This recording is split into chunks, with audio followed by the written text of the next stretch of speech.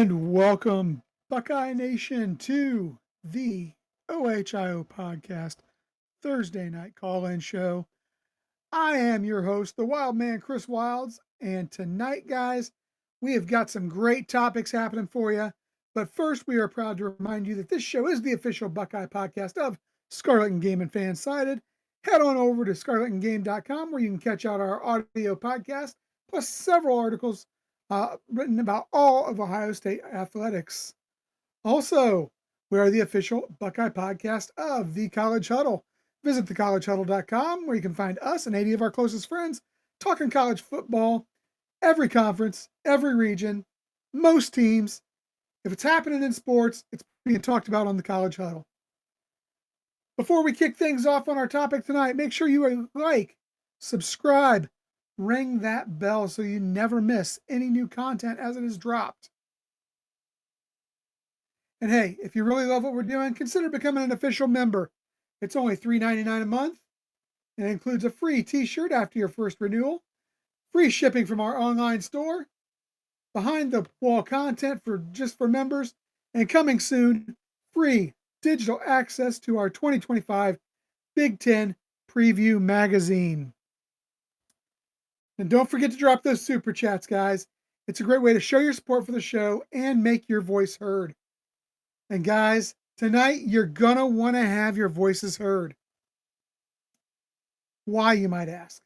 Well, not only are we going to talk about the topics you guys want to talk about tonight, but not too long ago, good friend of the show, our buddy Burks, fan of that team up north, tried to call me out. That's right. He challenged my stance that the team up north is not a blue blood. So tonight, our endeavor is we are going to put together a list of the top 5 to 6 teams that are blue bloods in college football.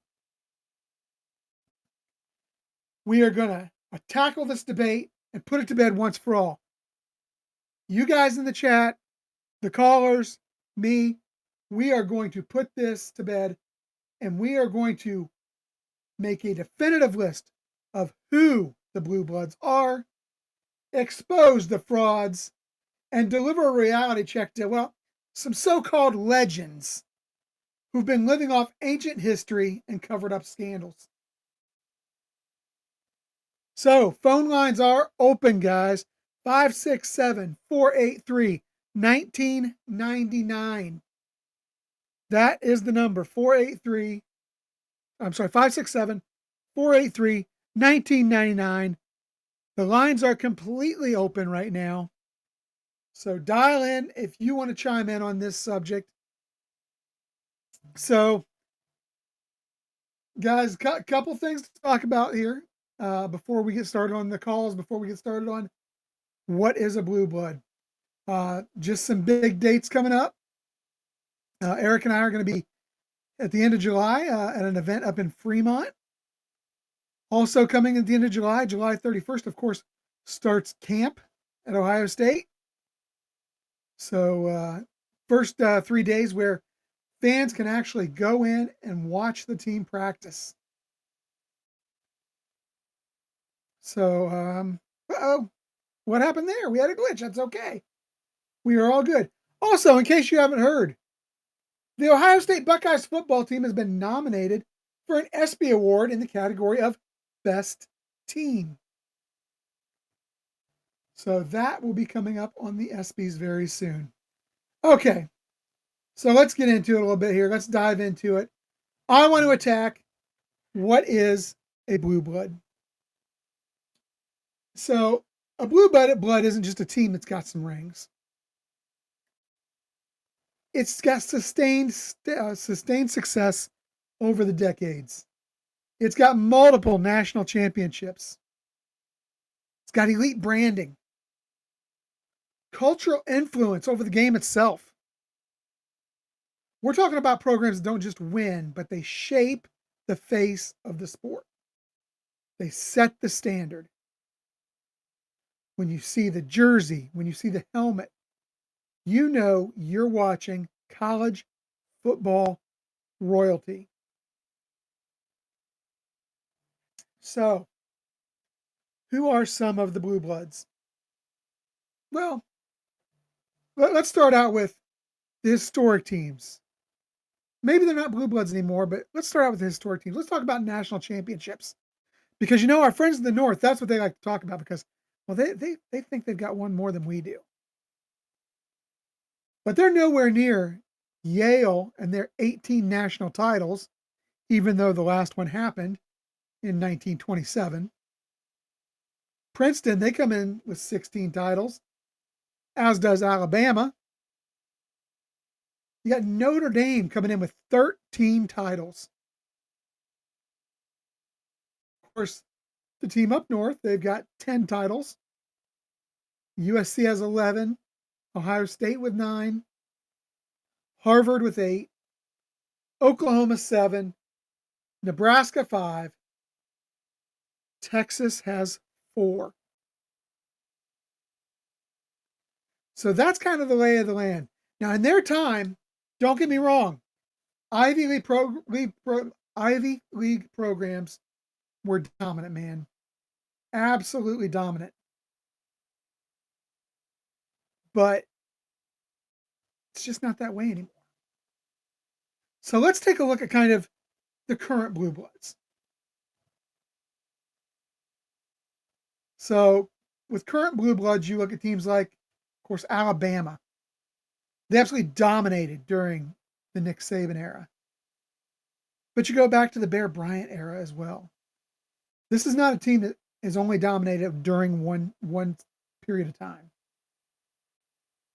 Ohio State has 20 years of top 5 finishes. They're in a factory. Their players constantly get Heisman hype. They're the defending national champions. Only Alabama has more titles in the last, I believe it's 60 years, than Ohio State.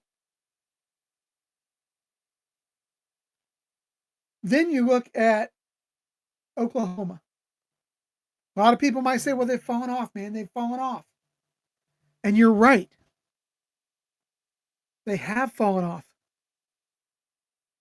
But they were consistently elite until the recent coaching turnover when Lincoln Riley went to the West Coast. Georgia wasn't that far removed from back-to-back national titles. Clemson, a lot of talk about Clemson again this year. Clemson's built a bit of a dynasty under Dabo. They've had a couple down years, but you know what? They're still in the mix. How about Texas and USC? These are two brands that are rebuilding, but still national brands. Huge followings, huge TV following. Texas in the playoff last season. USC high expectations for this season. Notre Dame.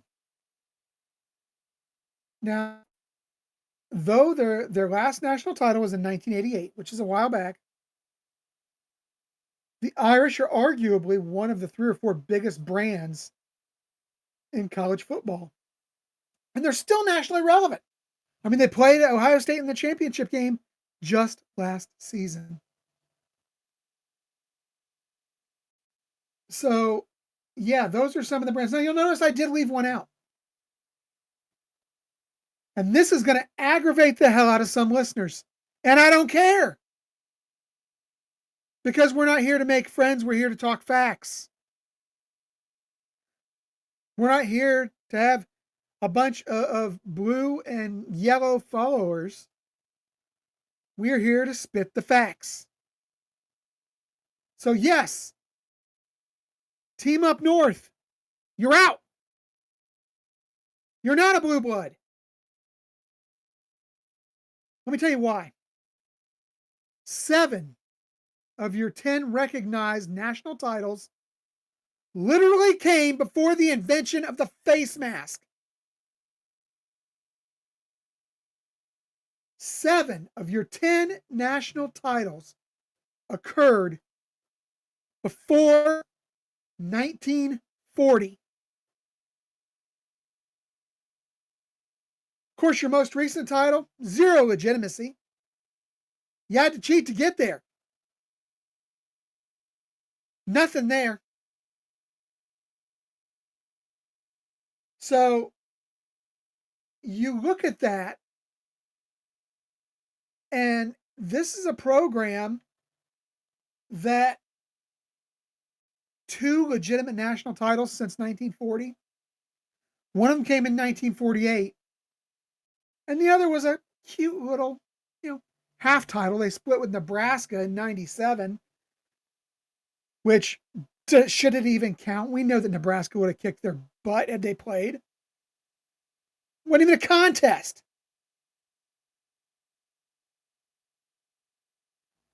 You're a program that has been irrelevant since 1948, a program that's constantly mired in scandal.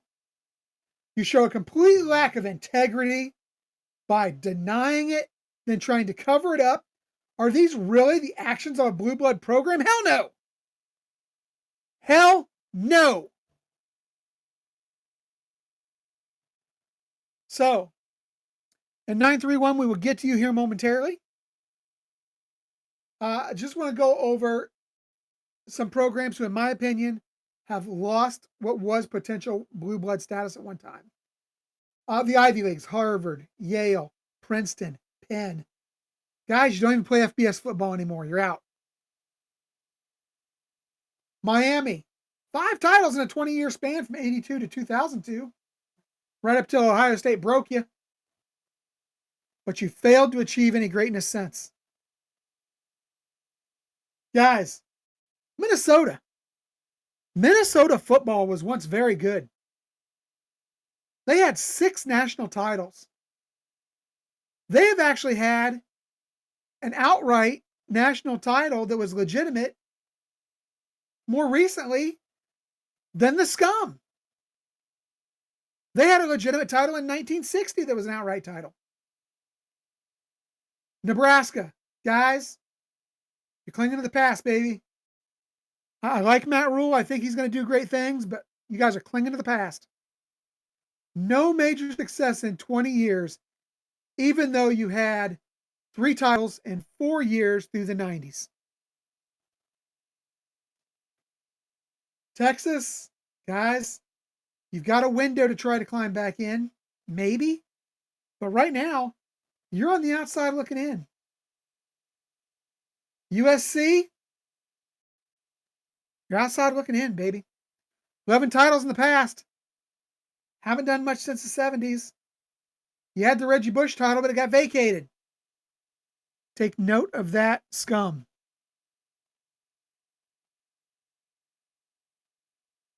So, guys, what's your take? Michigan still blue blood? Is Georgia blue blood? Has Texas done enough to stay in the club? What about USC? Nebraska? Or are there any undeniable blue bloods right now? Does Notre Dame belong in the conversation, even though they haven't won anything since '88? And guys, what separates teams like Alabama and Ohio State from the rest? Because in my opinion, that's 2 that are on every blue blood list right there. Ohio State and Alabama. That's just where I'm at. Okay. As I said, phone lines are open. 567-483-1999. We are going to go to our first caller. And it looks like we have Dave on the line. Dave, what's happening? What's going on? What's happening, brother? Man, I am excited. I am excited. I love this last week or so before we get started into football, last couple of weeks, because there's not a whole lot of football to talk about right now. We're kind of, just waiting on a few key recruits to finally drop their commits. Other than that, it's just about, what kind of crazy shows can we bring up that are going to keep people involved? And right now, this blue blood thing, Burks got me going on it the other night. And I had to come on and be like, what are the blue bloods in college football? Who are they? So What's on your mind tonight? Oh, I don't know. The blue blood topic is an interesting topic. Let's stay on that. Yeah, let's go with it. So,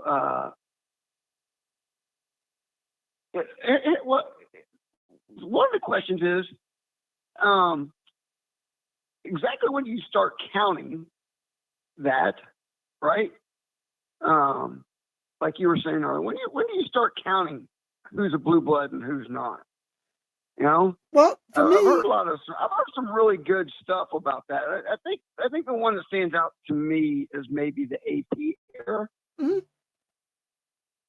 yeah, that's kind And of to me where I'm at. But I mean, we can go all the way back to the beginning of college football, but there's also disqualifying factors. I mean, one of the first key factors is we can go back to year number one, but if you haven't had a sustained level of greatness or a successive period of greatness, um, to me, it's kind of hard to put you in there. I mean, you look at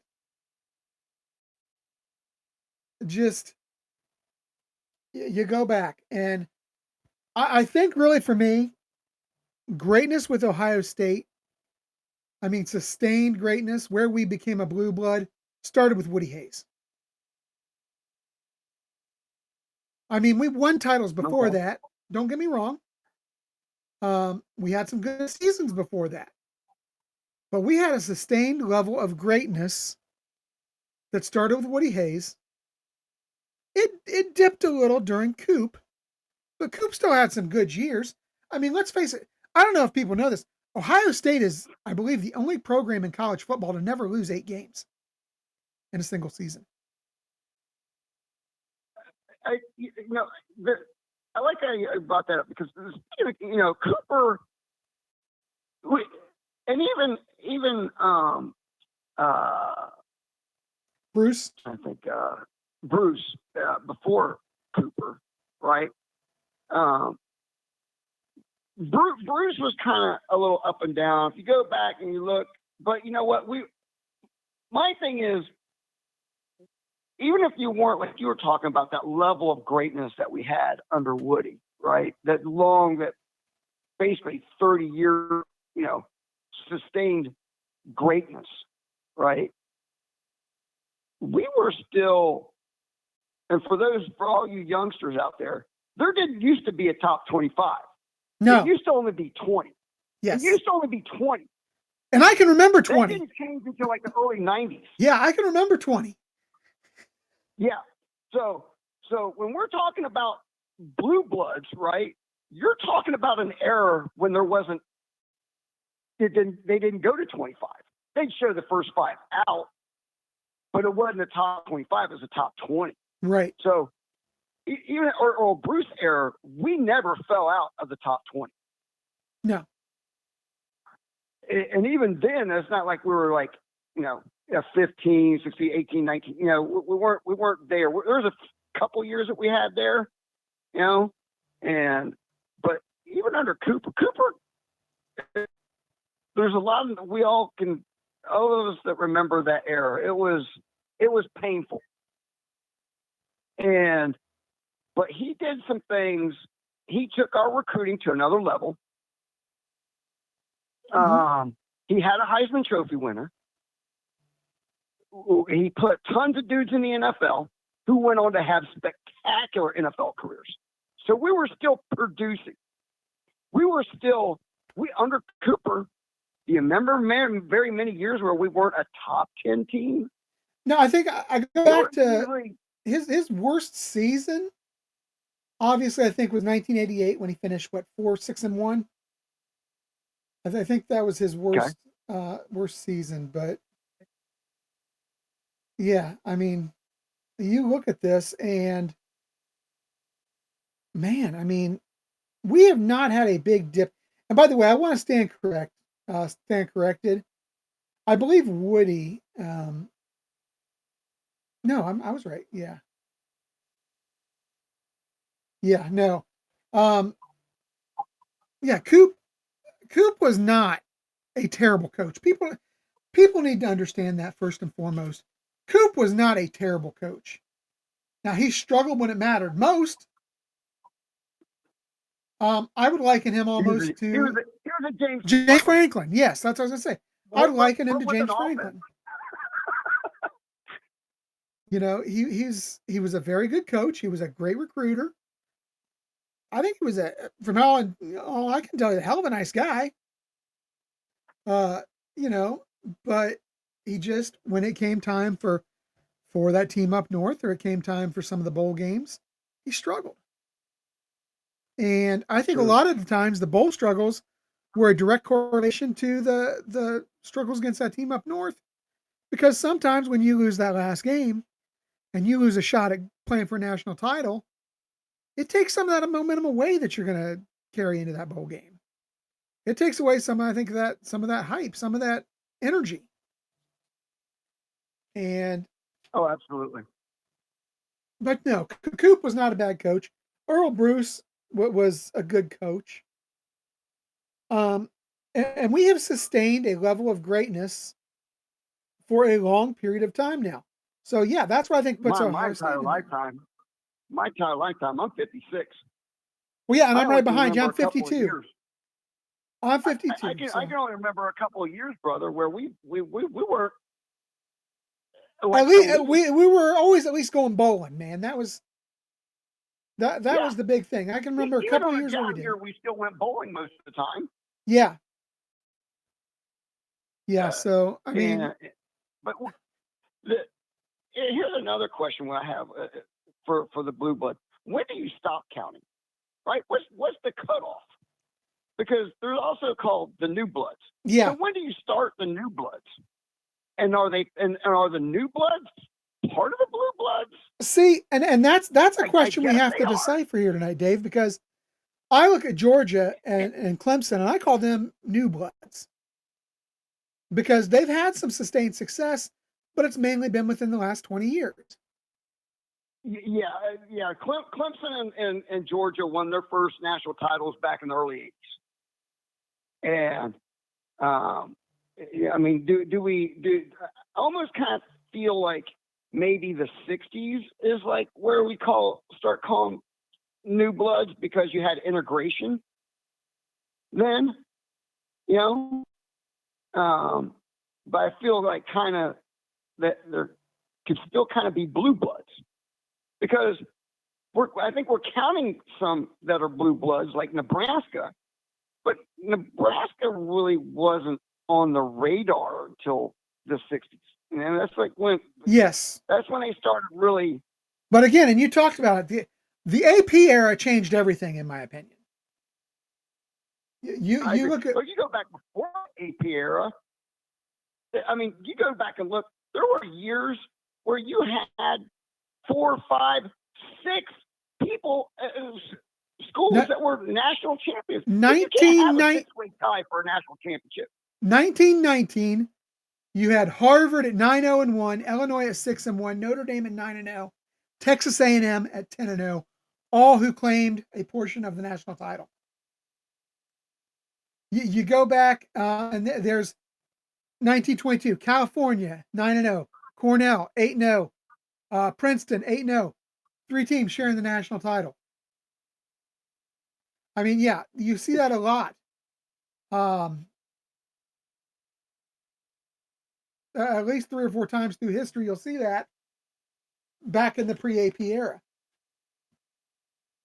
So, yeah, it was crazy for the AP, and just, you know, I don't have any problem with somebody claiming a coach's poll.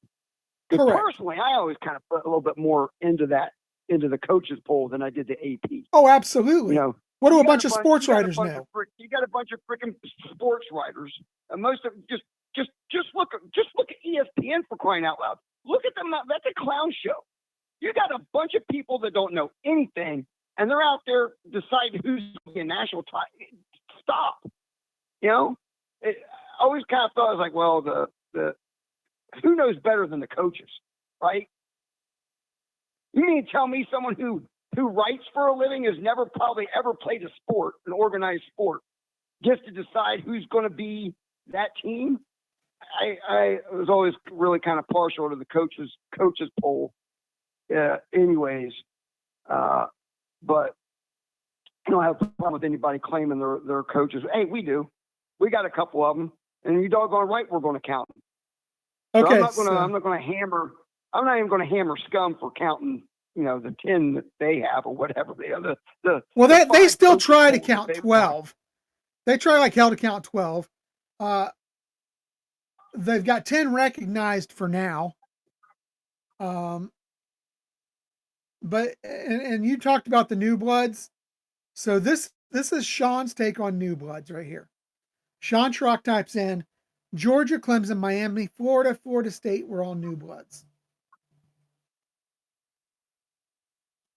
Yeah, I can agree with that. I think I can agree with that as well. Is, when do you start counting that? When do you start counting that? Do you count that? Well, he started in the 80s. He started in 1980s with the Blue Bloods. I think you start with integration. I think you start with integration because there was an obvious change with integration. Mm-hmm. So I would go back a little bit further than that. I'd probably go back about another 20 years, 15, 20 years or so with the integration. Well, my thought is, the 1940s, 1950s maybe is where I would start I'll start the Blue Blood conversation, like I said, from the beginning, if you have sustained success during the whole period. No one has done that. Because if you look at the championships early on, from 1869, when was the first football game, of course, you had the Princeton and Rutgers both claimed the national title that year at 1-1. But from there, you look through the list, and it is actually 1901 before you get a non-Ivy League champion. And that was Michigan's first championship. The first of 4 consecutive, 1901 through 1904. The 1903 and 1904, they actually shared with Ivy League schools, Penn and Princeton. But then, then you have some more Princeton and Yale again popping in there, and Penn. Army pops in 1914. Really, 1916 is where you see it become more mainstream outside of just the Ivy League. And that's when Pittsburgh wins their first title. And then you see Pittsburgh, Georgia Tech, Michigan. You have the year of the 4. Cal gets in there at this point. Cal had a hell of a run through there with 3 national titles in a row from 20 to 22. Then you get Alabama in the mix starting in 25 and 26, 1930. So to me, if you look back, 1916, I think really begins the what I would call that would kind of be my cutoff for who are Blue Bloods, because outside of Rutgers, all those other teams that claimed a national title before then no longer play Division I football. They don't play FBS series football. So I cannot consider them a Blue Blood. I agree with that. I agree with that 100%. So you're no longer playing that, then. Well, I'm sorry. Michigan had 4 of theirs in there. Take it for what it's worth. Like I said, 7 of their 10 titles came before the creation of the face mask. So majority of those I think came. It was between majority of those came before World War II. Yeah, it came from 1901 to like it was 1901 through 1933. They had captured 5 of their titles. half of their title. No, more than that. They had 7 of their titles before 1933.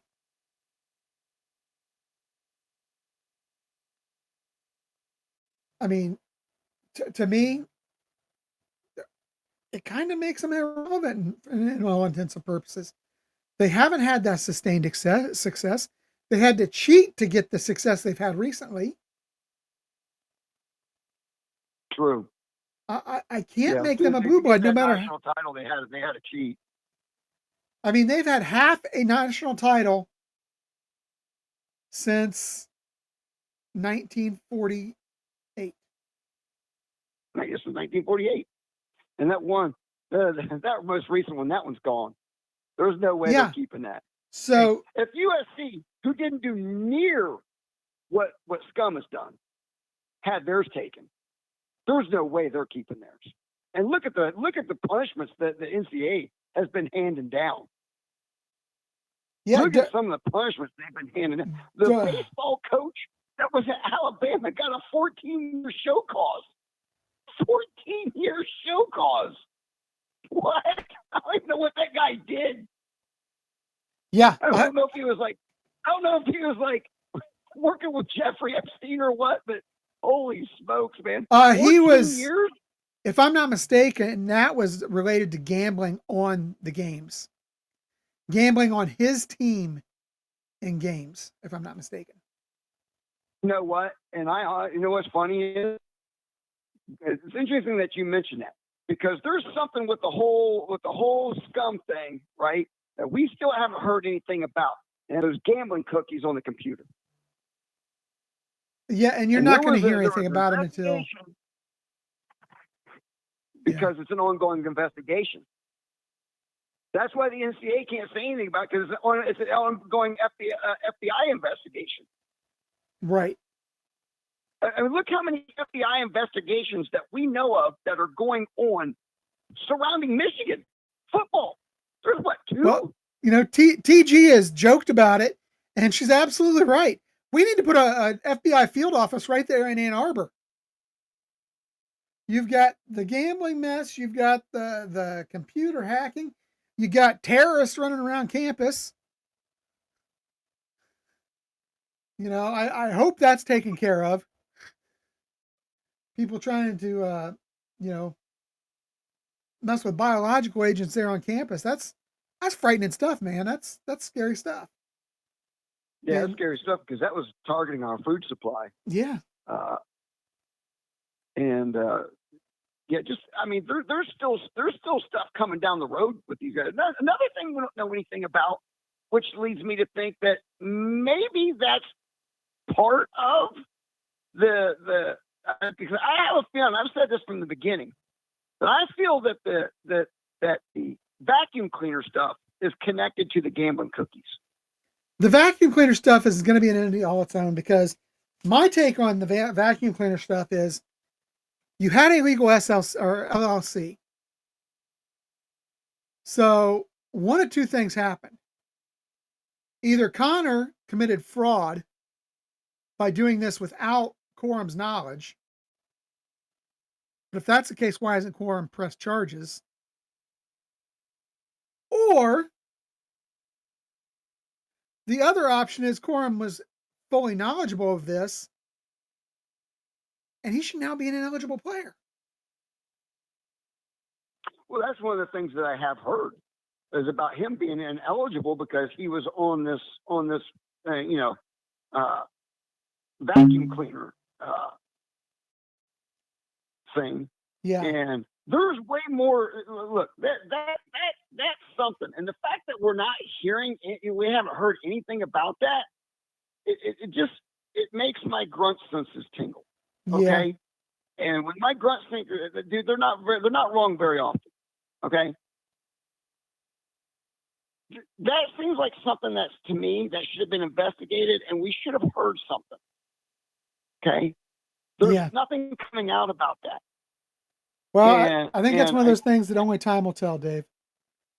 Well, I think the reason why we're not hearing anything about it, because it's part of an active investigation. Yeah. I will maintain until it's proven otherwise that it has to do with the gambling cookies. Yeah. It may. Hey, Dave, I got to run. I've got about 3 more callers in queue, buddy, but I appreciate the call. OH. I Go Bucks. Go Bucks. All right. Next up, the 910, and then it looks like we got the Shock Star behind that. Chris, Tiger, what's happening, my man? I got to talk about this Michigan guy that was just in the chat right now. We've got a Michigan guy. I have a hard time following the chat. He was So trying to threaten Lacey and get in a fight with her. boot him. Boot him now. Yep. We'll just block him. He doesn't need to be in here. I blocked him. What yeah, that is not okay. We will not be having that mess. I didn't even see what happened. So maybe I can have you call me or message me afterwards so I know exactly what happened. I'll just tell you right now. Okay. I'll just tell you right now. This guy was saying, Lacey, I'll go to your house and slap you. Yep, nope, gone. You have been disinvited. You can't come in and act like a grown-up, then just take yourself elsewhere. Go over to one of those Michigan podcasts where that stuff's acceptable. When I saw that, I was like, nope, you're out here. But how are you doing today, Chris? Man, I'm doing great. I mean, we're a couple weeks out from the start of the season. Me and Eric got a lot of things coming up on our plate. I finished off the previews for the magazine. I've dropped a couple articles for Eric to get into the magazine. I think he's done all the position group stuff. So, man, I'm pumped. I'm pumped. The magazine's going to be rolling out here soon. We got camp starting on the 31st. I think I'm going to try to get down all 3 days of it if I can. And then, obviously we're talking 6 weeks out before the start of the season, basically. And, and then again, I love this time of year when we have to try to find things to come up with to talk about, because the recruiting's pretty much over at this point. We're working on a few key recruits to drop their commitments, but for the most part, the recruiting is over at this point. We're in a bit of a slow period with it. And so we got to try to find things to fill our time.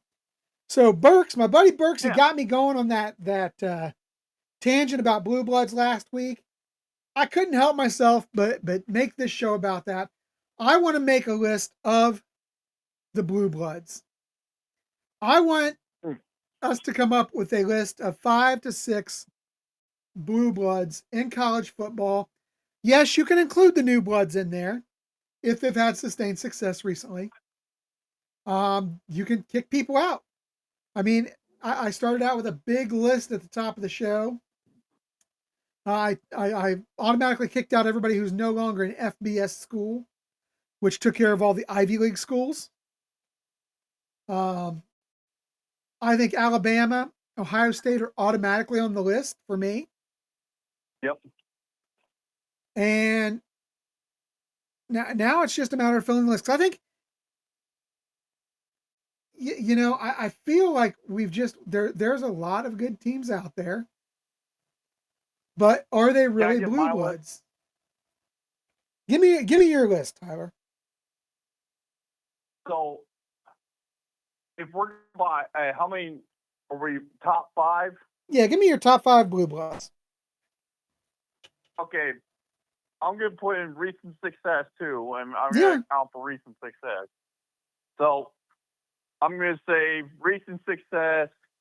Georgia, you're about I give Georgia's up there. I'll give Bama's up there. Yep. OSU is obviously up there.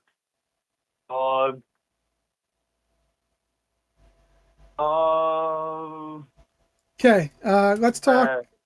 Let's talk. What about Notre Dame?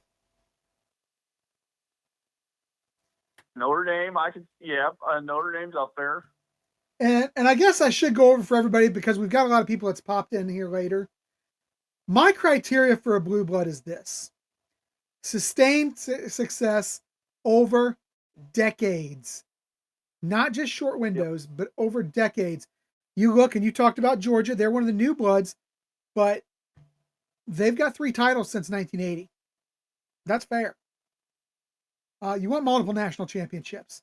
You want elite branding and a massive fan base. Cultural influence, man, on the game itself.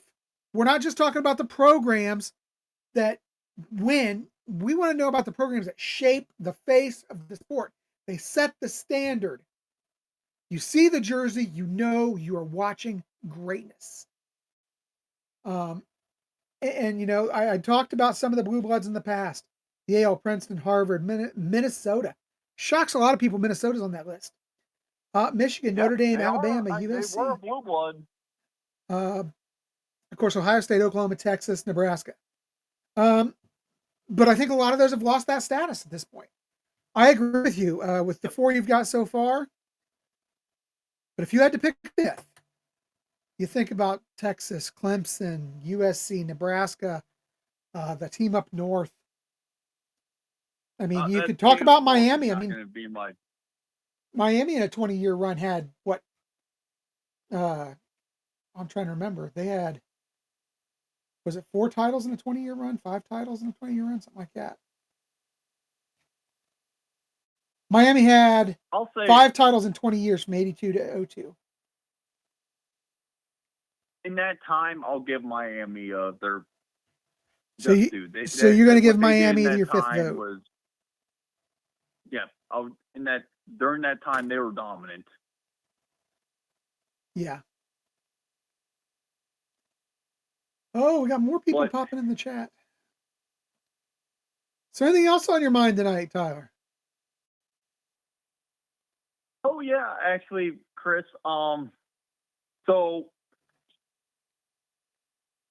Spiro apparently made a video today. Yeah. With Steve Dace. And what I find funny is everything Steve Dace said about Tattoogate is directly hypocritical to his own program.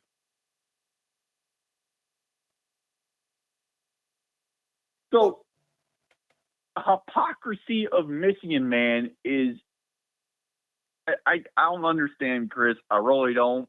Hypocrisy is what they do, man.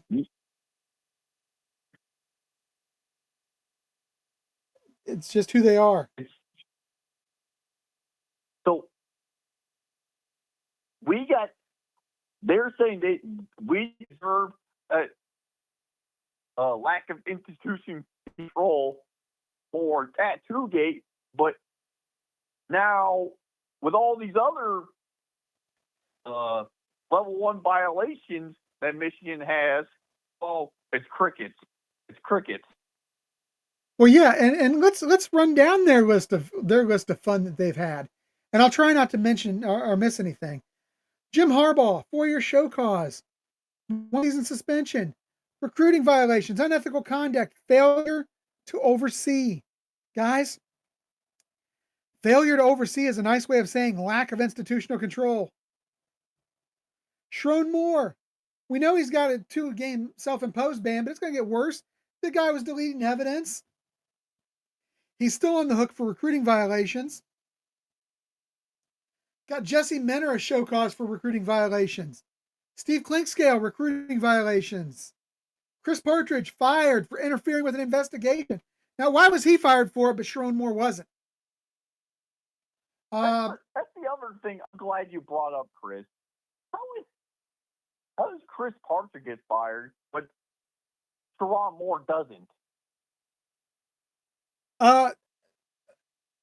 They had more faith in Sherrone Moore to take over the program than Chris Partridge. He was a more key figure. Well, they tried to bet. I mean, you're talking about a linebacker coach versus an OC / head coach. Well, no, I'm talking about how did one person still have his job and compared to one other, like, why did both of them not get fired at the same time? Because it came out at different That's my times. question. It came out. They didn't come out together, I don't believe. Partridge was fired first early on when it first came out. Sharon Moore's didn't come out till shortly after, and I can't answer the question of why they didn't do it. Maybe the Natural has the best answer right here, and that's just because they're scummy. I don't know. But then you talk about you had two coaches get in trouble with the law, with Greg Scruggs and Denard Robinson. You had Matt Weiss, that whole mess. Alex Yode, that whole debacle. Connor Stallions, obviously the big mess in this whole thing. Shimmy Schembeckler and his racist tweets. I mean, but obviously, I mean,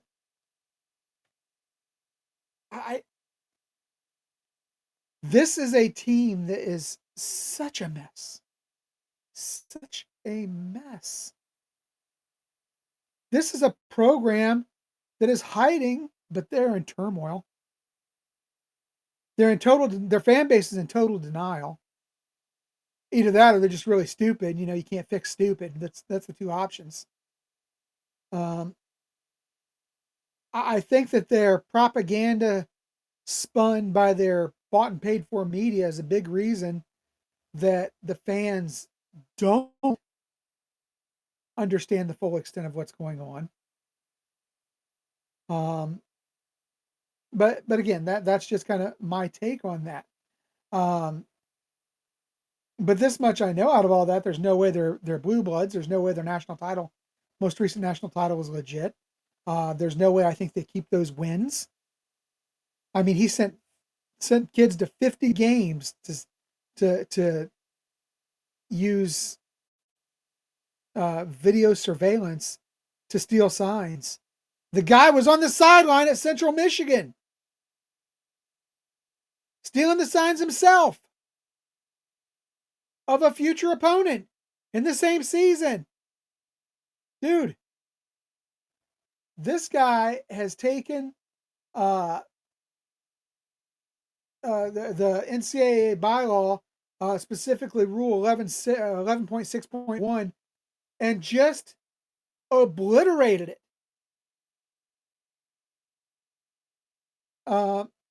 So for all those Michigan fans out there who are saying, well, if something was going to happen, it would have happened by now. No. The NCAA is doing its due diligence. They are going to make sure they gave due process to Michigan. They're going to do their due diligence now at this point. They're going to make sure this is a 100% appeal-proof case, and they are going to just knock the crap out of Michigan with sanctions. And if you think anything otherwise, you're just a moron. Given what they have done to other schools for much less recently, you are just a moron if you think that they are not going to just absolutely obliterate them, because their entire existence in the world of college football is on the line with this decision. So, one question, then I'll leave, Chris. Yeah. With this. Let's say, for instance, when they get their punishment, and they finally find out exactly where their program is going, which is down the drain, and we finally move on from them. It's like we're cutting off that tumor. Mm-hmm. We're getting rid of that cancer. And how do you think the Michigan men and women are going to react if we finally cut rid of them as that tumor I said, and we ignore them for the rest of our existence? Oh, they'll melt down, because their main goal in life is to get under your skin. That is the goal of every Michigan fan, is to get under the skin of Ohio State fans. I don't think half of them believe the crap they're spewing. They don't, but because there's no way people are that stupid. They don't believe half the crap they're spewing. It's either complete denial or stupidity. It's that simple. All right, Tyler. Hey, I got 3 more in queue, so I got to run. But I appreciate the call. Have a great night, brother. OH. Go Bucks. Go Bucks. All right, that was our buddy Tyler, the wrench, in the chat as always, making sure that things are going well along with our other wrenches. And next up on the line, we got the Shrock Star 317. You're coming up behind that.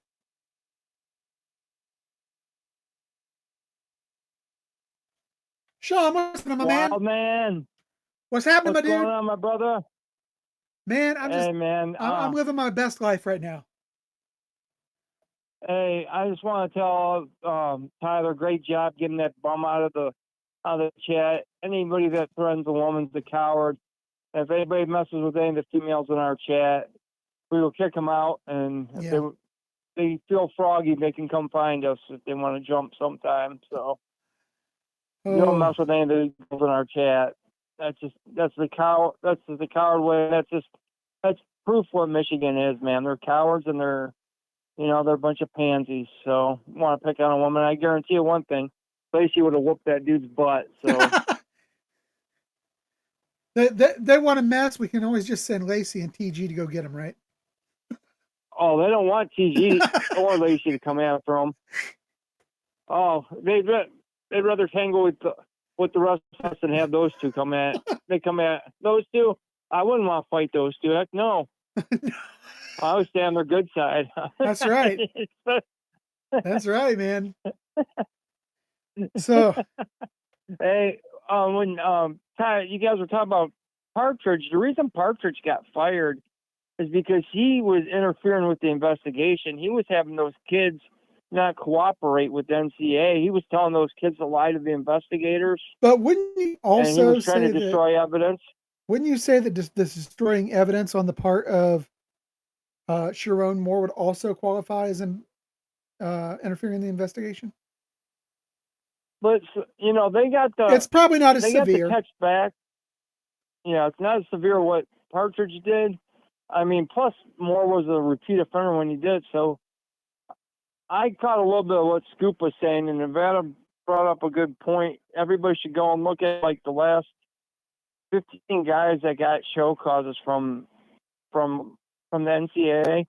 Like the average time is like 2 years, and for much less. I mean, or more. I mean, 2 years or more. These are what these guys are getting. I mean, a lot of them are, a year, 2 years. That tennis coach from Oklahoma State got freaking hammered, and he already served a year suspension, and he still got it. So yeah, the NCAA is not messing around. Like I said, at this point, their very existence as part of college football is dependent on what happens with this single case right here. They can come down as hard as they want on everybody else, but if they don't come down like a ton of bricks on the cheaters up north for this one, their credibility is shot, and it will be the beginning of the end for them in the sport of college football. You will see the SEC, the Big Ten pull out, transition, and go to commissioners. I'll tell you what, if you look at what they've been doing lately, I mean, I think they're hammering everybody. So Michigan, they're setting a standard. Well, they are setting the standard. They're building the case. It's just like giving all these other coaches that are already gone to the NFL, they're hammering them with show causes. Why are they doing that? They're building their case. So, yep, exactly. So if those guys ever get fired from the NFL and they want to try to come back to college, not going to happen. So I think Moore at least gets a 2-year, if not more, show cause because he's a repeat offender and he got caught doing it again. I mean, you're on repeat offender, status, and you're still doing stuff. I mean, then you destroyed evidence too. I know they got the text messages back, but the fact is that you still destroyed it. Yeah. So Sean, how great would it be if they dropped this bomb on them at Big Ten Media Days. What would be great is if they did it when they were getting off the bus and they made Sharon Moore, leave. Yeah. Kind of like what happened when Harbaugh got suspended and he got out. Got off the bus, off they put him back on the plane. Or got off the plane, they put him back on. Yeah. Yeah. I mean, that would be great. Then those kids wouldn't know what to do. That would be the ultimate payback, get back for the NCAA, the way they've been treated by those guys to do something like that. Those guys would cry so hard if they did that to them. We never hear that. Oh, they're so mean to us. They're just doing it because they're jealous of Michigan. They're already playing the victim card now. I hear a lot of their freaking crybaby podcasters crying. Oh, they're overreaching and they're doing this because we wouldn't bow down to them. No, they did it because you wouldn't comply, you freaking morons. Yeah. I mean, exactly. Gene Smith could have hid what happened with the tattoo gate, and they went and turned themselves in. They could have hid it, and they didn't. And he said because of the integrity of the of the university is the reason he did instead of hiding it. And it's crazy. I want everybody should go check out Spiro's video. It's fire. It's awesome. And to watch what Steve Gase and this other moron that he had they were talking about, oh, this is the worst thing since the SMU scandal. I'm just like, what are you talking about? Yeah. Oh, hats off to Spiro, man. He gets in there and he gets some good stuff. Spiro does. Hats off to him. He does a great job.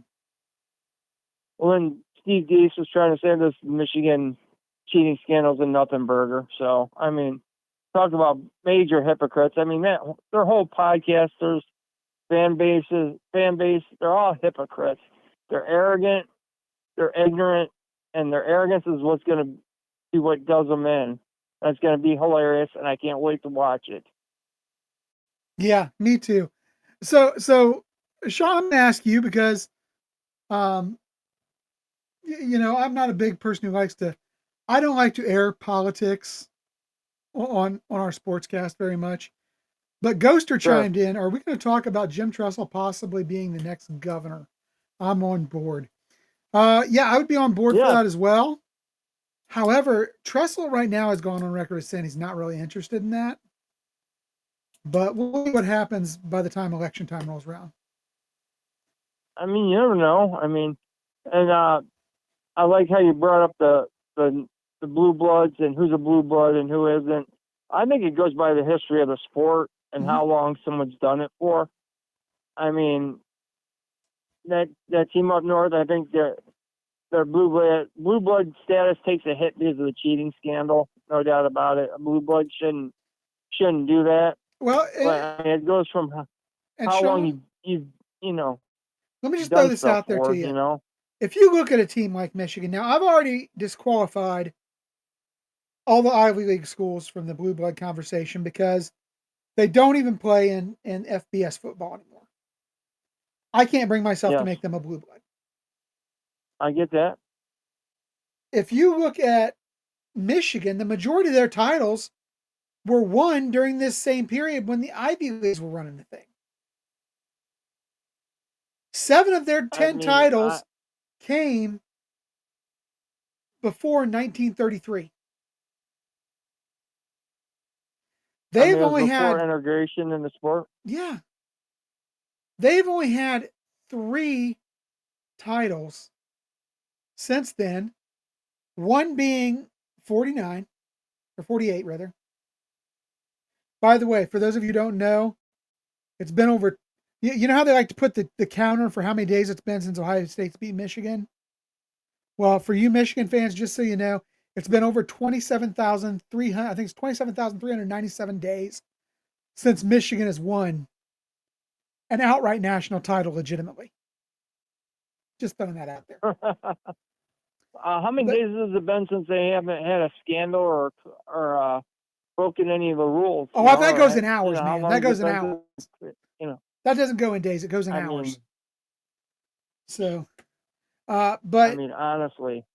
But yeah, I have a hard time including Michigan. I don't feel they've sustained the success over the long period. I think that they had a big dip.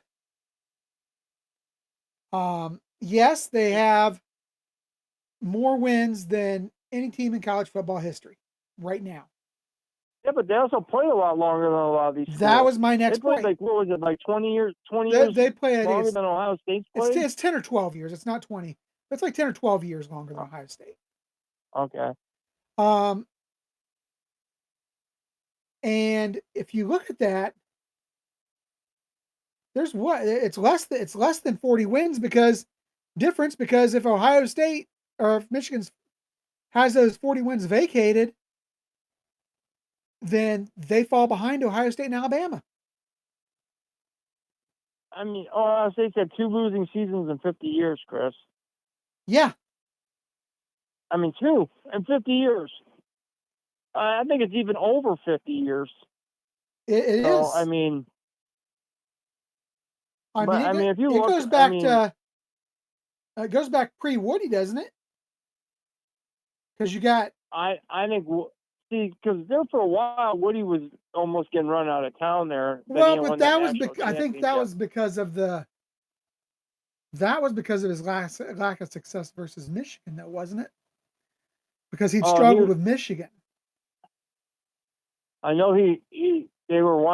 everybody wanted Paul Brown back, but that wasn't going to happen because Paul Brown left during the war, to serve in the country. Then he went to he got offered that money to go coach the Browns, so he was going to come back to Ohio State. But Paul Brown did say that was his favorite coaching job out of them all, that he was most proud of. Was Woody had one losing season. Ohio State. Woody had one losing season. In 1959, he was 3-5-1. Okay. Cooper had one losing season, 4-6-1 in 1988. And then Fickle's year, which I have a hard time dinging Fickle. I have a hard time. You can't blame the guy. That was a bear cupboard in the wake of Tattoo Gate. There was a lot going on there. I tell you what, I give that guy a lot of credit for him. Get into a bowl game. Stand in there and do that. I mean, just to stand in there and take that job, that was a no-win situation for that dude because his best players all were suspended. Yes. I mean, he lost his quarterback. I mean, his top receiver was gone for most of the year. I think DeVere Posey got to play maybe 3 games that year. I mean, a lot of his best linemen got suspended for more than half. I mean, those guys got so many games suspended. So, I mean, then he was trying to, he gets the head coaching job, and there was other guys on that coaching staff that were probably jealous of him. Sure. So, I mean, it was just a no-win situation for Luke, and his love for his university, love for Ohio State, he stepped in, and you know what? They still almost beat Michigan that year. They should have won that game. I mean, if Braxton Miller doesn't overthrow DeVere Posey at the end, they win that game. I mean, Michigan had to come back from behind to win that game. Yeah. I mean, for God's sake, when you're starting Joe Bauserman at quarterback, probably the worst quarterback I've seen in my lifetime at Ohio State besides Greg Fry. Oh, come on now. Give Greg a break. He wasn't that bad. Oh, when you lose the Air Force in the bowl game. I will give Greg Fry credit that his freshman year he got put in the game against Michigan, and he came in and he made a big completion to help win that game, Earl's last game. But I mean, Greg cost him 2 Michigan games, so yeah. I don't have any much love for Greg Fry. I mean, I know he might be a nice guy, but Herb Street was pretty bad too. So I mean, he might have been better than Herb Street. Herb Street was good on commentary until he became the self-hating Buckeye. He was good on commentary until that point, but much better in the announce booth than he was on the field, no doubt. Well, okay, like them new bloods we were talking about, yes. Chris. There was one that I forgot to put in there. LSU. I think I would. I would probably put LSU, and I'd probably put Penn State in there too.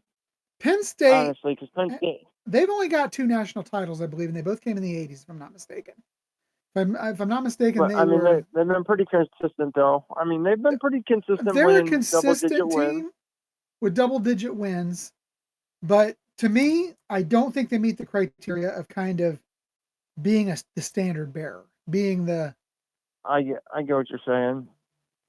They're one of those good teams, but they're not great. Well, I would say they're great, but they're not elite. Yeah. To me, I mean, you have to Oregon, be elite. you can say Oregon's on the cusp. Oregon's a good team. So is Auburn. Auburn's been on the cusp too because they've won a national title. And they've had some really good teams. They even won undefeated the 1 year. And there was 3 undefeated teams that 1 year, and they were one of them, and they couldn't get into the national championship game. So, I mean, like Clemson, Clemson and Georgia both won national titles in the 80s, and they disappeared for, 25, 30 years. Then they, come back and they're good again. But I mean, you just can't disappear for that long. I know, like most teams have dips, but I mean, some of these teams' dips are like they went a long time without even contending or having where they contended. Like at least Michigan could say. I mean, not to give them any credit, but that year when it was 1 versus 2, I mean, they win that game against us. I mean, they've had a couple years where they were competitive, and they had a couple of good years under Bo, but Bo always choked, and so did Gary Moeller. Gary Moeller had 1 year where he was like 9-0-3 at 3 ties. Here's the thing. You talk about the game of the century back in 2006. And I think about that game, that 1 versus 2 game. And I think to myself at that point, man, it's like you've got 1 versus 2. It was a close game. If Michigan wins that one and ekes that one out, do they replay each other in the national championship game? I don't think so. You still think Florida? I don't think anybody wanted to see that because they saw that the 1 year with LSU and Alabama and the national championship game. Everybody's so distraught over that I don't think they would ever let that happen again in that era. Yeah, and of course that was still the BCS era there. So Sean, I just want to point something out too, Chris. Yeah. We're the only team to win a national title in the BCS, the 4-team, and the 12-team playoff. The only team to do as well as the AP era. Yeah. So I mean, we've done it in every era. The Buckeyes have won a national title. Quick question here, Sean, and sure. I want you to run down your 5. Your 5 blue bloods for me. And callers, we have an open line right now. 317, you were in the chat, but you bailed. If you want to call back in, you can do that. We are at 567-483-1999. Right now, I'm going to have Sean run through his top 5 blue bloods. And while he's doing that, if we can get a couple callers in queue, great. And if not, I'll ask Sean to stay with me for a couple more minutes. And we don't have anybody call in. We will do a quick poll in the chat, and then we'll wrap it up for the night. But go ahead, Sean. Give me your 5. Okay. Got to go Ohio State, Alabama, Nebraska. Notre Dame, Nebraska. I have Nebraska, Notre Dame, Ohio State, Alabama, Notre Dame, USC, Nebraska, Oklahoma, and then I would throw. But I only want the top 5. Okay, I'm going OSU, Alabama, Notre Dame. There's a top 3. There's top 3. Then the next 2. I would say you have to throw USC in there as number 4. Okay. Then number 5. Man, that's tough between Let me ask you: is it between Georgia and Nebraska? I don't consider Georgia a blue blood. I They're still consider too them new a for new you. blood. They're too new because they won one title in the '80s, and then they were irrelevant for a hot while. Garbage for a long time until recently, and then they won two. I mean, Miami, I would almost consider blue blood, but they were trash in the '70s. And that's how Howard Schlellenberger got there, and he won. I mean, they went on a heck of a run. I mean, they had 5 titles in in a row, 5 titles in 20 title. years. So and what's bad is they dropped they should have won about 3 or 4 more, honestly. Well, they should have probably won the year of the Hail Mary. Well, I mean, that, and then they lost to Penn State that one year because Vinny Testaverde threw like 5 interceptions in the bowl game. That shouldn't surprise anybody. Penn State. Oh no! Well, now that we know that he's colorblind, yeah. Well, I mean, he was the Heisman Trophy winner, but everybody thought Miami was going to kick Penn State's butt, and that's when Miami showed up in the battle fatigues, and they had a steak dinner that all the teams was there, and all right, they mouthed off. One last one, Sean. Last one. I'm might not be popular, but I'll put Michigan at number 5 just from their total body of work compared to the other schools, because Nebraska was good for about 30 years. I mean, late 70s they were pretty good, then the 80s and the 90s, then they fell off really hard. So I know Michigan, at least in the days of the rugby and all the way through the 40s, I mean, they were good. So I mean, I'm going that because of the history of the game, Chris. So I'm not going to question it. I don't agree with it, but I'm not going to necessarily question it. I think that to me, the eras when you win the bulk of your titles do matter, and I really feel like when they won, it was in the what I'll call the Ivy League era. They won the bulk of their titles. But hey, all right, man. I appreciate the call. Oh, good. Thanks, brother. Have a good night, bro. Real quick, Sean. You want to announce to everybody who you got on tomorrow night? Or I'm sorry, Tuesday night? Or are you gonna hold that for Monday? We are gonna. You know what? I think we will hold that for Monday. All right. But it was confirmed though, so we will have a great guest on Tuesday. Who guy is a great sports journalist, and he also has a pretty popular podcast. So yeah, he's been around for a long time, and he's one of the guys that I really have followed for a very long time, and I'm very pumped to have him come on the lounge with me and DG. So I'm super excited about it. Speaking of which, guess who just popped into my queue? TG just popped in the queue. So okay, I'll get off here so the Wolverine Slayer can come in and tear some stuff up. So all right, hey everybody in the chat, thanks for supporting Chris, guys. Everybody that's in the chat, thanks and everybody that's called in too, man. Make sure everybody hits that like button and subscribe. And share it with your friends. Share it with your friends on all your social media. All right. Thanks, Sean. Sure. I'll talk to you later. OH. Oh, brother. Go Bucks. Go Bucks.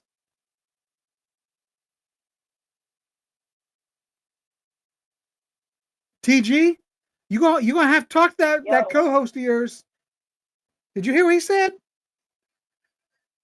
What'd he say? Your co-host said Michigan was a blue blood. You did? Sean did. Oh, well, we'll have to talk about that later then. I think he was just trying to get my blood pressure. No, I could see where his argument was coming from, but I was talking about that earlier, and I just can't find it. I can't do it. I can't do it when I look. He talked about their body of work, which is impressive.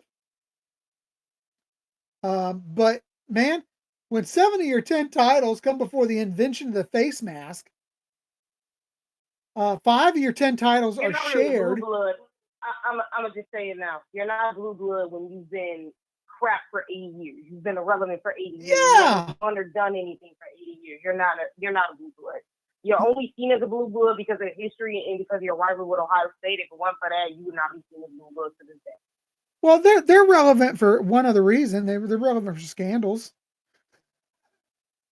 So that's the other reason. But yeah, so what is on your mind tonight, TG? Well, we'll say this because I am gonna diss on some. I'm not gonna lie. Let me start off with, but I'm gonna start off first with because while I was calling in, I did myself some digging, looking at reading articles about Ohio State, and the ones that just keep irritating me are the ones about Larry Johnson. Is kind of getting on my nerves at this point. Oh my God! Don't even get me started on Larry Johnson, man. That dude has got so much negative press for no reason. None. No reason. It's just irritating to me now because now it's getting on my nerves where I'm like, this is why I'm kind of like, why I'm going to address this because we're going to dig deeper into this on our Tuesday show, but I'm just going to say this.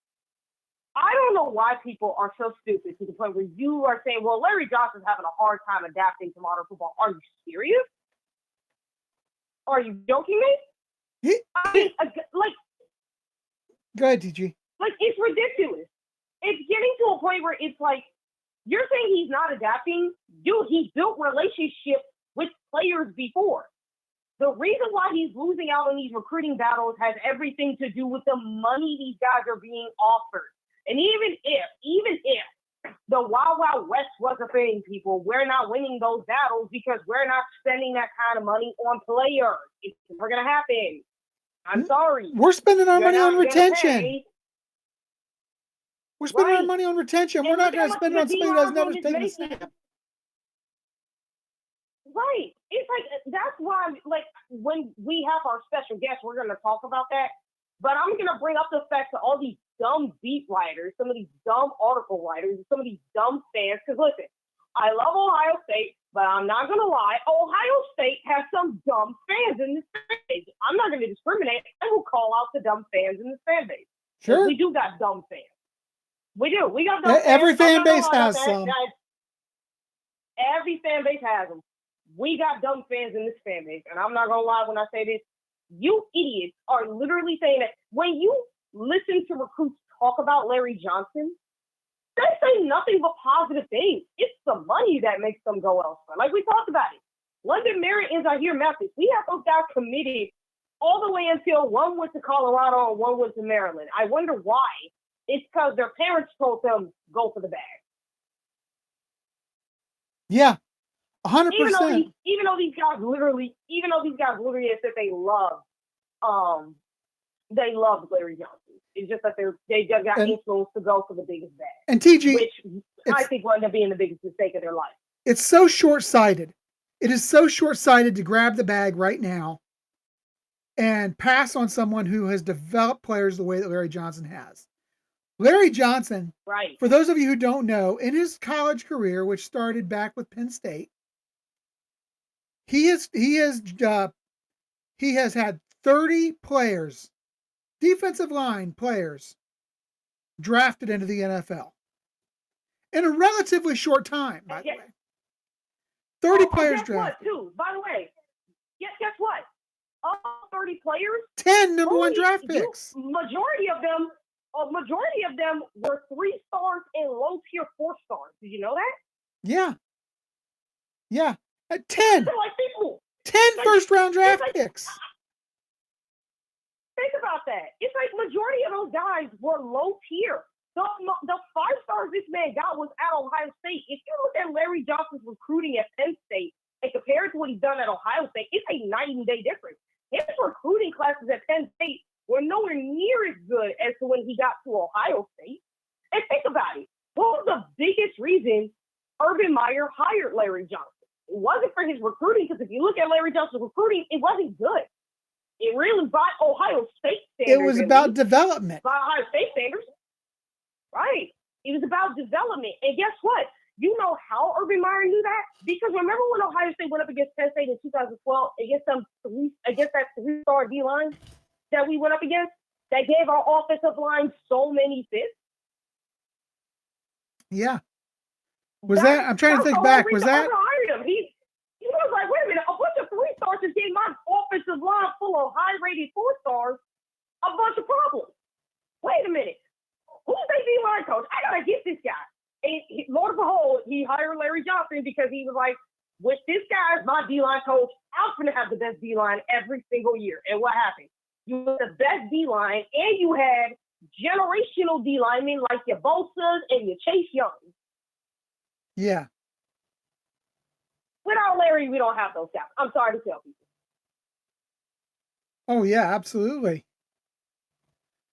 Yeah, I agree with you 100%. I mean, seriously, with Buckeye fans, I'm trying to explain to the moronic beat, which is why I hate the beat. There are some good people in the beat, like your Tim Mays and them, who actually do have common sense. There are some, but most of the beat of Ohio State is absolutely stupid. And then, like I said, to these stupid Ohio State fans, if you look at Larry Johnson's past, he was not a great recruiter when we first got him. His recruiting got better because obviously when he got to Ohio State, you had the block on your chest. And when he first came to Ohio State in 2013, he sold what he did at Penn State. He did not sell what he did at Ohio State. He sold what he did at Penn State, which is what got players to want to come and saying, listen, me being here with the Buckeyes, I can help you become what I did at Penn State. And guess what happened? He did exactly what he said. He turned those players into what he did at Penn State. That's what he sold as a recruiting pitch. Not what the D lineman at Ohio State beforehand, because he was not there for majority of that time. So he has to sell what he did. That's just factual. And not only that, but KJ Ford. Do you know that KJ Ford is a Buckeye fan? Is he? I did not know that. No. He is a Buckeye fan. He grew up a Buckeye fan. He really wants to commit to the Buckeyes, and he loves the Buckeyes. He especially loves Larry Johnson and the history that he's created. But the question is, does he love the bag more?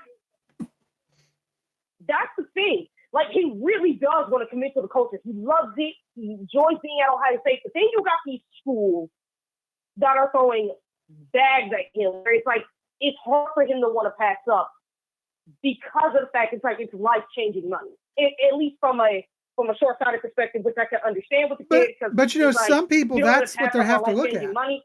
But that's what I'm going to get to, is this kid has to think about it. You either could get developed at Ohio State and make even a longer-term bag, because we all complained about the defensive line play these past years, but the reality was it was defensive play calling that was preventing them from becoming. It was bad scheming. From doing what they did up at. Yes. And guess what? As the season went on, the scheming got better, and they come the playoffs. Man, the defensive line really just showed up out of nowhere, right? Like, it was like, okay, where was this? Why wasn't Jim Knowles doing this before with the D-line? That's what we were all asking. And if you look at JT, Jack, Tyreek, and Ty Hamilton, it's like, dude, those guys are going to turn it up in the NFL. Like, watch how these dudes become sensational in the NFL. And you ask yourself, where was this all this time? Like what we did with Baron Browning and those guys when they left Ohio State and went to the NFL. You're going to be asking yourself, where was this? Yeah. Yeah. I don't disagree. No, Larry's really good at developing D linemen. People, it's like, guys, I don't care about the 5-stars. Like, I will say this: 5-star D linemen have a greater chance of being more impactful than 5-star offensive linemen. But still, defensive line is a developmental position, people. And you got other great talent on this D line that are every bit as good, every bit as talented. Like, people, we're trying to roster retention. And not to mention, majority of the guys we have on the D-line room were part of the national title team not that long ago. So why would Ohio State pay a kid more than the guys who were part of the 2 deep that helped win the national championship? And I'm going to throw a hot take at you right here. You talk about development. Yeah, Edric Houston came in as a highly touted guy. I'm going to tell you right now, I think Edric Houston's an All-American this year. I think Edric Houston's an All-American, and I would not be surprised if we don't see all 4 of our starting defensive linemen at some level of the All Big Ten list. They may not all be we first are, team. But I'm not gonna lie. You have had sources like trying to doubt the Ohio State D-line, and I'm like, I'm sorry, did talent just disappear in that room all of a sudden? Like, what are we doing? And we know our wide receivers are a strength. We know we've got the top two players in the sport with Jeremiah Smith and Caleb Downs. But I'm going to tell you, I truly believe this offensive and defensive line are among the strengths on this team. I really do. Mm-hmm. Yeah, I mean, have a lot of faith people in discounting our offensive line. You have people discounting our offensive line. I'm like, are you guys aware that Ethan Alialo would have been a second-round pick this year had he went to the draft? And are you aware that 4 of the 5 starters all played in the national title game? Like, are y'all paying attention, or are you just talking out of your butt? And not only did they play, they played well. Right, they dominated. Yeah. So, like, what are we talking about with the offensive line? Like, oh my God, yes, we lost Donnie Jackson. Yes, we lost Steph McGowan. Guess what? We lost him during the season. And guess what? We lost Joshua Simmons early against Oregon. Guys, yes, we lost those guys to the draft. But guess what? 2 of the 3 of them didn't even play for the rest of the year because of injuries. And you saw this offensive line with those injuries go up and be dominant. And again, we addressed the left tackle position. We ended up getting more depth in the offensive line because we ended up into the portal getting 2 tackles to help out with depth. But not only that, we even have, if you look at our depth at the O-line, we got I think 12 guys that can start. Yeah, and Steely throws out a point here. He says the offensive line could win the Joe Moore Award this year. And I agree. And I'll tell you something else. I think that right now, they should have won it last year. I think 2 of the best offensive lines, at least 2, maybe 3 of the best offensive lines in the country, reside in the Big Ten. I think Ohio State, and guys, I'm not sold on Penn State, but they do have a tremendous offensive line, I believe. I think their offensive line is going to be very, I think very, their offensive very line good. has second-year starters, second or third year starters. So This is an offensive line that's going to be very, very, very good. But I still think Ohio State is better. I like the athleticism of our line a little bit better. I think it gives our coaches more that they can do. I think that Penn State, they got some road graders. They can block for that run. Mm-hmm. But there's flaws in their pass blocking at times. And I just feel like, for me, Ohio State is the better line right now. Even though we're replacing. And it's guys, if we're missing out on, and again, I'm going to say this again, if we're missing out on recruits, first of all, the national title bump doesn't come until the next season. So, we're probably not going to see a recruiting bump until, the next season.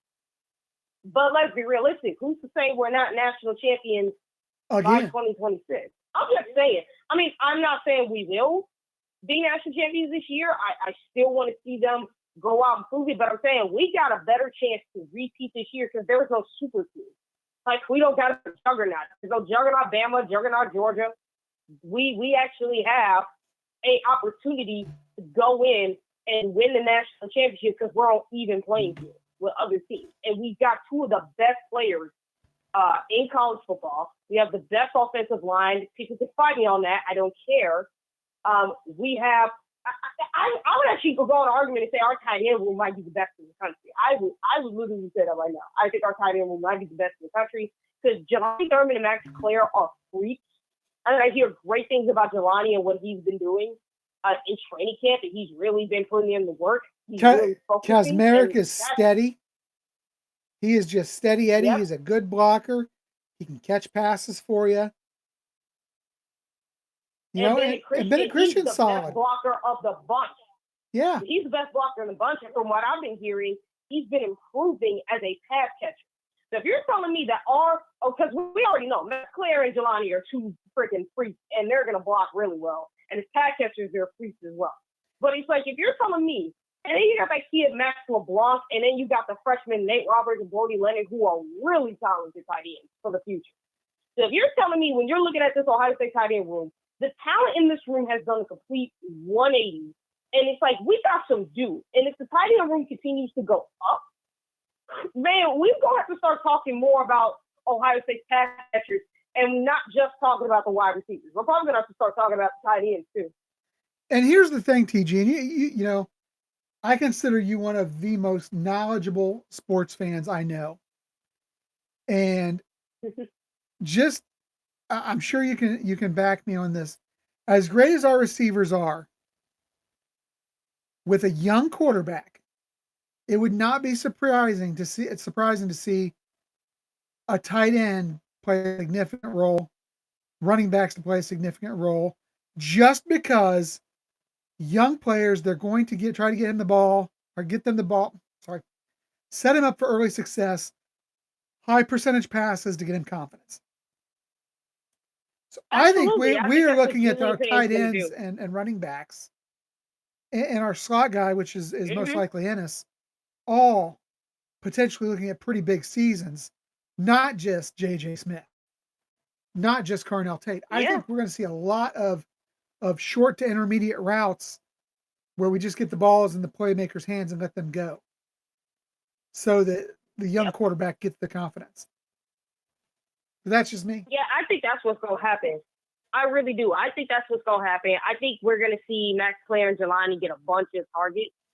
I think we're going to see our running backs, because people who talk about our running back room, like, we lost Trevion and Quishon. First of all, your expectation for the next group of running backs should not be Trevion and Quishon. I'm sorry. Those two are just different. First of all, we got a first-time starter in James Peoples, and I think James Peoples will be a stud. I mean, they compared him to J.K. Dobbins.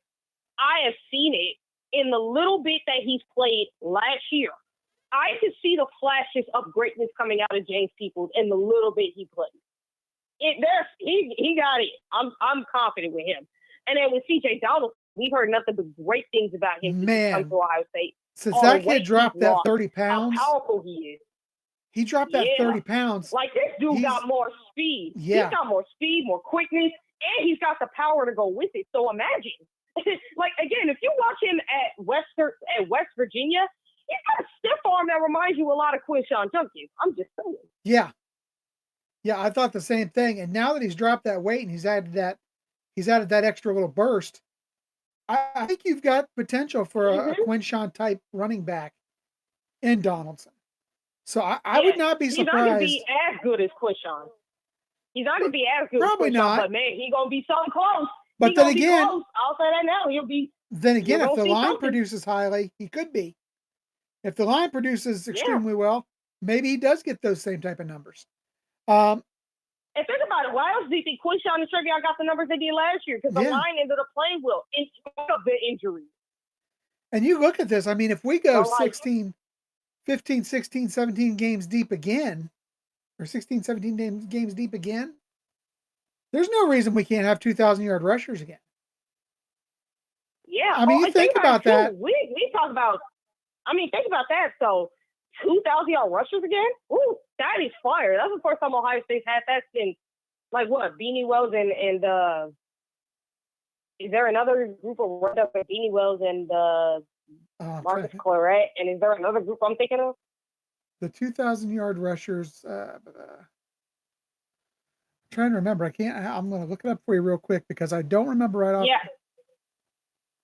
Yeah, I would have to look it up myself because I forgot. But I'm also going to say this too. We haven't even talked about Bo Jackson and the type of freak that he is. Or Turbo. Dude, this Turbo. I think Sam Williams-Dixon, I'm not going to lie, I think a lot of people kind of underestimate him. I think he's actually a pretty scrappy guy. I actually like him. I think he's a pretty scrappy running back. Do I think he's as talented as the other guys? No. But do I think that he's a pretty scrappy runner who can get you some good yardage? Absolutely. I think Sam Williams-Dixon can get us some good yardage to play well. And then Isaiah West. Oh, my God, this kid. How is he a 3-star? I'm trying to figure that part out. Sam Williams-Dixon's still in there, too, and he's just a little lightning bolt. But yeah, that's what I'm saying. Like, I just mentioned it. Like, I think he's scrappy. He may not be as talented as the other guys, but man, he's got something in him where he's gonna give us some good yardage, some great plays. I think he's gonna be very, very valuable to the Buckeyes. And like I said, Isaiah West, how this kid was a 3-star, I have no idea. This kid is a freak. I mean, this dude is fast, but he is so freaking strong. I'm like, oh my God. How is So this kid a 3-star? 3 times in history it's happened, TG. 3 times in Ohio State history. Oh, okay. We had it with Travion and Quinshawn, Archie and Mhm. Pete Johnson. Oh, And then here's the one that's surprising. Carlos Hyde and who? Ezekiel Elliott. Braxton Miller. Oh, what? Wasn't a running back. Yeah, it was Carlos. Oh my God, Braxton back when he was the quarterback? That is funny. Yeah, it was Carlos Hyde and Braxton Miller in 2013. So, Okay, that's awesome, to be honest. The fact that happened 3 times and one of it happened to be for the quarterback, that is awesome. yeah, so that is, I believe it. I believe it could happen again. Yeah. It wasn't 2 running backs, do. but it was still 2,000-yard rushers. But man, Yep. I mean, think about it though. But think about it this too though. Like outside of the offense, look at what we got on defense. Like I think the D line, what you have behind, I would say, K. McDonald is concerning, but I think the other D tackle spot is pretty filled, and I do think we got really good edge rushers too. I think we're solid on those. It's just the one with K. McDonald, whoever's behind Will Smith. Will Smith And from the pictures I've seen of Will Smith, it looks like he's put on a lot of weight. And I'm like, okay, if this kid can show up when it matters and he could be behind Caden and not get taken off the line of scrimmage, he could be a force in the middle, I think we got something right there. Then you got the linebackers, and we got, for the first time in a long time, we got some freaky athletic linebackers in that room. Oh my God. Like Garrett Stover, we don't talk about enough. Kate Stover's cousin, we don't talk about him enough. But I've heard none but good things about Garrett. Oh man, that kid he's quick, he's strong, he's a lot bigger than people think. Eric and I actually got the opportunity to meet him his freshman season. He was over at a football camp that we attended. It was Garrett and Cade Stover, Court Williams came over, and they were. He was, first of all, such a nice guy, worked so well with the kids, really coached them up really well. But I'm telling you, the kid has got a lot of talent, and people forget all about him. He do. Right? Like we forget all about him, and no one talks about him enough. Like he got talent. He a dude. Yeah. He like his cousin Kate. Yeah, absolutely. People tend to forget Kate Stover had talent as a tight end, man, and we all people tended to underestimate how talented Kate was. Yeah. Garrett's no different, man. We all overlook him. And then Peyton Pierce. I mean, again, James Laurinaitis will tell you straight up, he's an old school linebacker that will take your head off. Yeah. And I already love Peyton Pierce because if you're telling me this kid is that level of good, I'm excited. Yeah. And think about it. We already got Eli Lee, Riley Pettijohn, and TJ Alford. I mean, man, this linebacker room is phenomenal. And you got your 2 starters in Auburn Reese and Sonny Styles, 2 freaky, athletic, freaking, just freakish freaking linebackers. Like, oh my God, man. Like, this linebacker room is going to be freaky. Yeah, absolutely. Guys, the phone lines are open. 567-483-1999 if you want to get in. I'm going to have TG give me her list of 5 blue bloods before we get her off the air tonight. And then we'll give a few minutes for a call in. We'll do a quick poll on the side if nobody calls in. And we are going to wrap this thing up for the night if we don't have any other callers. So TG. Hey, don't forget to talk about the defensive backs, though. Don't forget to talk about them. They're pretty okay. Okay. Oh, pretty good. And we may have the Jeremiah Smith. We may have the Jeremiah Smith of defense in the defensive back room. I'm telling you right now, from what everybody keeps on telling me, the coaches, what Mecadon had said on our Devin show, Sanchez. me and Sean. Yeah, like I don't want to put the pressure on that kid. I really don't want to do that. But it's like they're getting me excited because it's like what we heard about Jeremiah Smith when he first came in. It's everything we're hearing about. But if he's that good, you can't keep him off the field. That's the thing. No, they really don't want to. I think they want to play him like now, like from everything I hear and from everything that they have said. He's like, oh my God. And I'm like, can y'all not try to get me so excited about this guy? I really don't want to put that kind of pressure on this kid, but man, y'all get me excited. So it's like, oh man, we got the best defensive back room in the country, just like we got the best wide receiver room. And man, if it's true, we got and they make each other better. Jeremiah Smith of defense. They make each other better. True, we got the Jeremiah Smith of defense. Oh my God, this is fire. But you got Devin and Steelers. He's up to about 200 pounds now. He's been hitting the weight room. Right. Yeah, the kid's going to be an absolute beast. You put. I'm telling you right now, Igbinosun and help me out, our other corner. Oh boy, I lost it. But Iggy and Jermaine Matthews, there we go. Jermaine Matthews Jr. They're going to have to play on top of their game, because if they don't, you're going to see Devin Sanchez get in there. And I think you're going to see him get in there anyhow at times. Because I think he's going to he's going to get in there regardless. I think he's going to get just rotated in. They're going to want to play him like crazy. Yeah, and then Lorenzo Styles Jr. in the slot. He's gonna have to perform to expectations. I think he's up to the task. Oh, absolutely. I do too. I mean, I was impressed with him last year.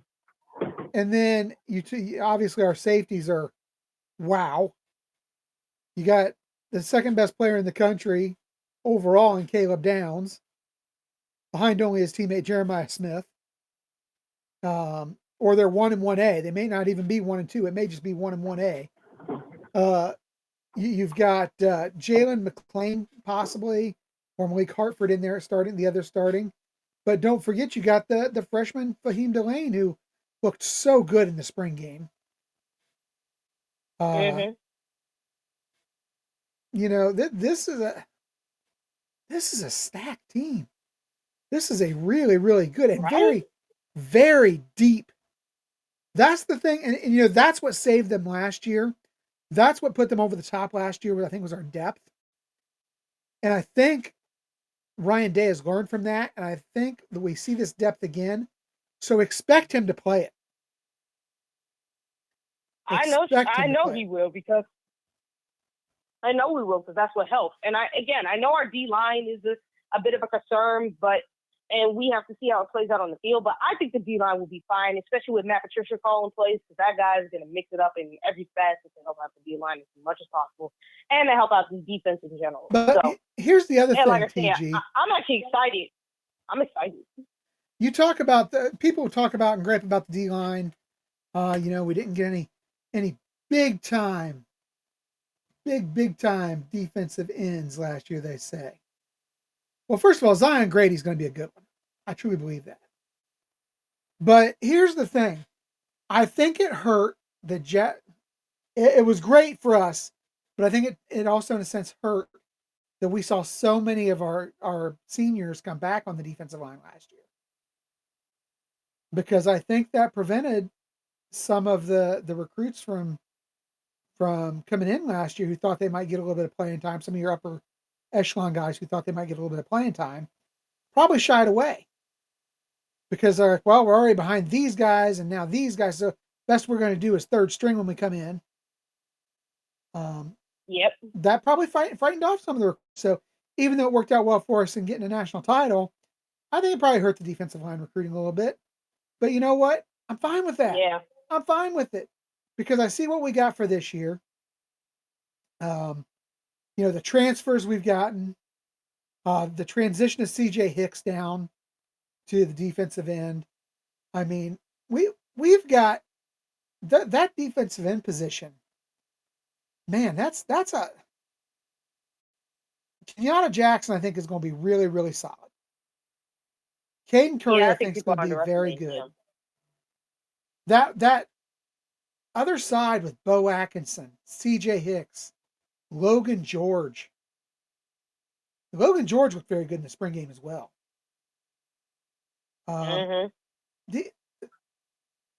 the depth at the defensive line position. And these guys are of the size that you can move people around.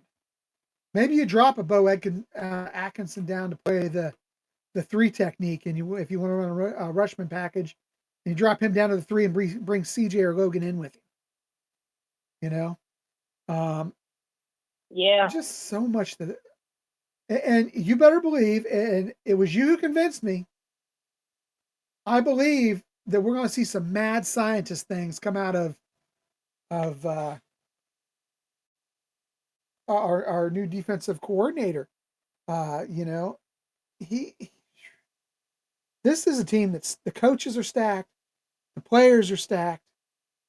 I shot a video that's going to be dropping here in the next couple of days about how long can we keep some of these guys. With the first one was how long can we keep Brian Hartline?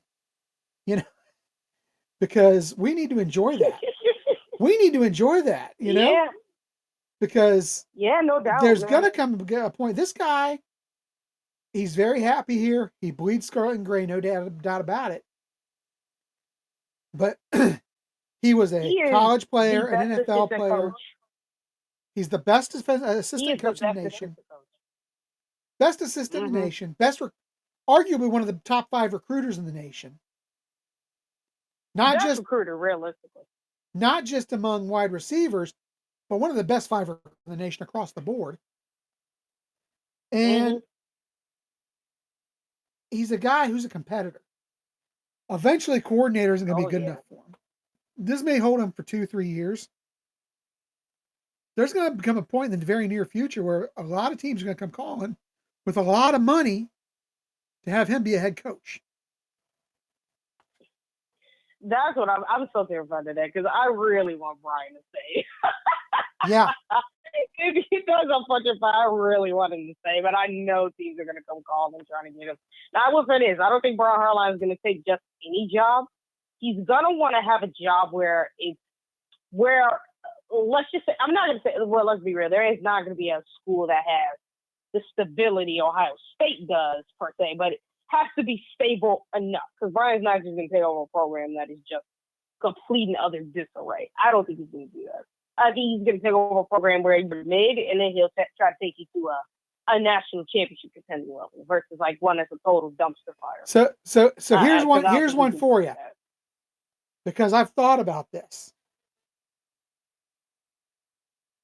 What if the University of Miami comes calling? He played a good chunk of his pro career in Miami.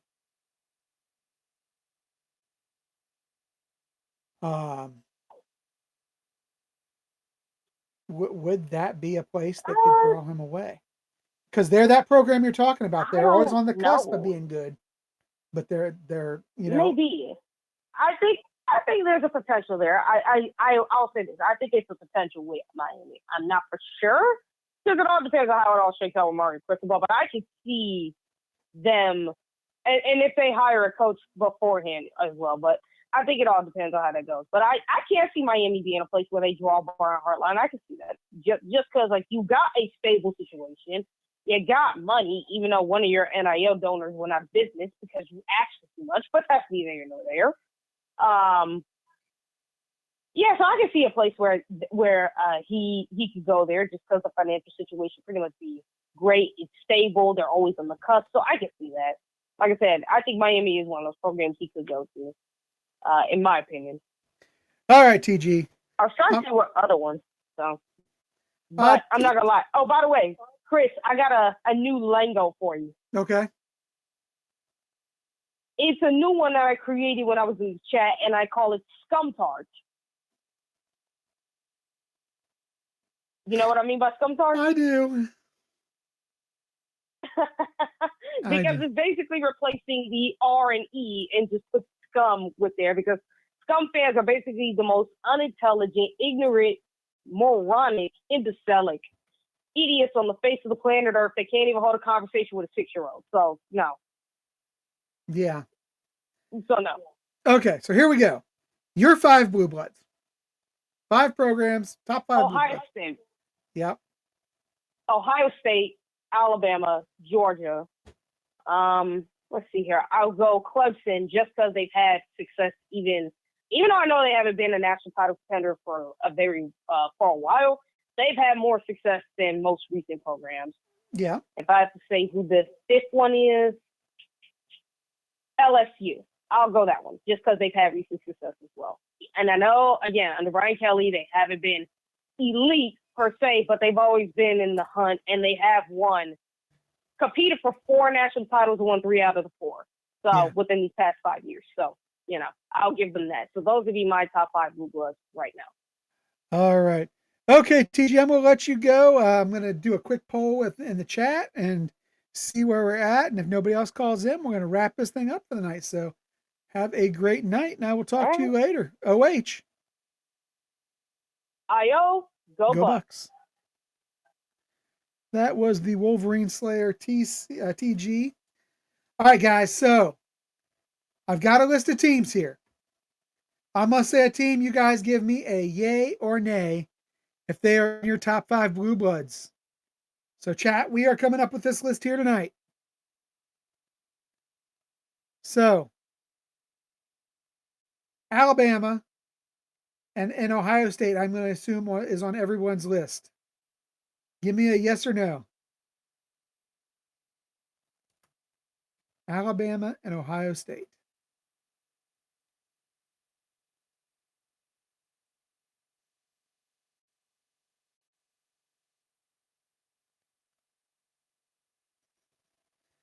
All right.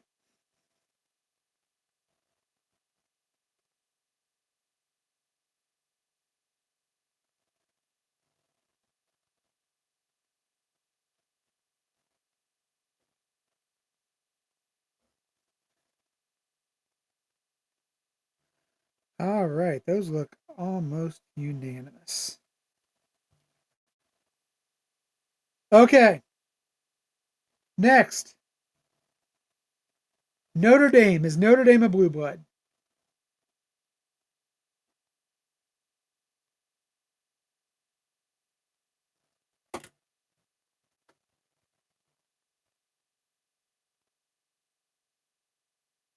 Okay.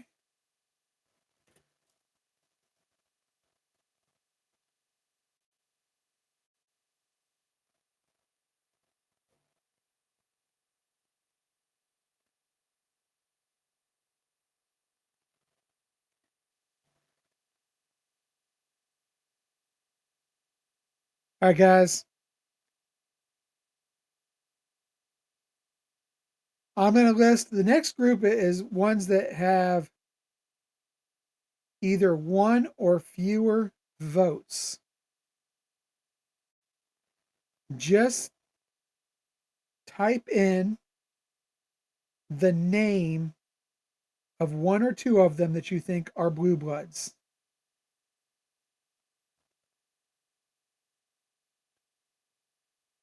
I'm going to go with LSU, Miami,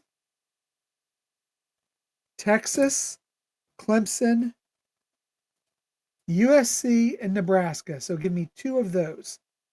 LSU, Miami, Texas, Clemson, USC, Nebraska.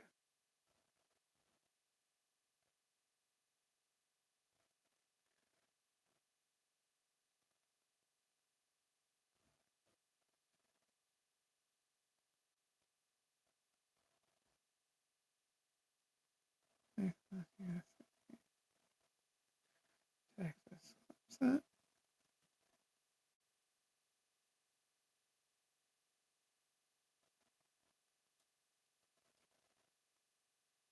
Yeah, you are right. That is difficult.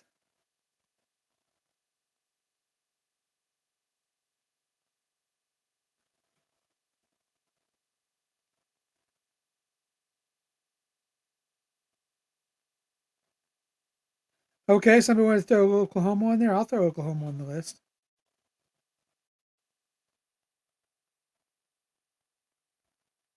Even though it wasn't an option, I'll throw it on the list for you. If anybody wants to throw Oklahoma in the chat, they can.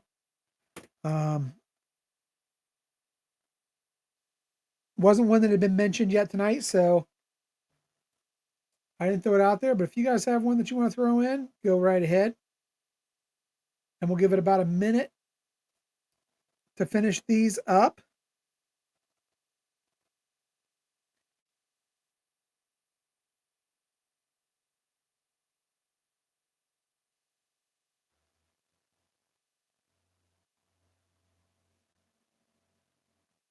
And after this, we just got 2 teams left we have to ask about. Okay, I'm going to go with the next one. Is Georgia a blue blood? 3 titles since 1980. A lot of recent success. But obviously they struggled a bit during Saban till the end. Is Georgia a blue blood in your opinion? New blood, says the natural. I know that was Sean's take on it as well.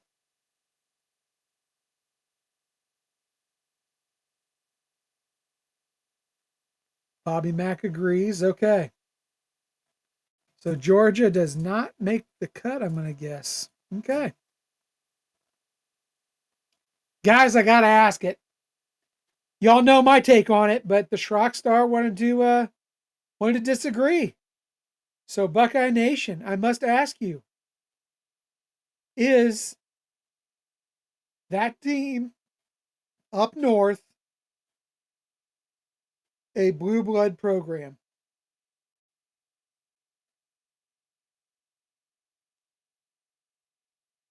Bobby Mack knew what was coming. Yeah, is that team up north a blue blood program? Now, to be fair to them, 10 national titles, albeit, like I argued, 7 of them came before the advent of the face mask. They did have some success through the 40s, though only 1 national title during that stretch.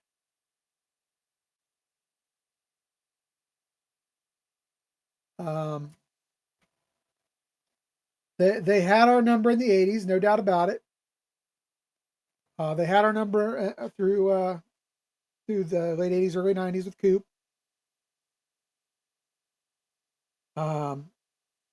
But yeah, my take on it is 7 of your 10 natties came before 1933. Your most recent natty is invalidated by your cheating. You have shared 5 of your 10 national titles.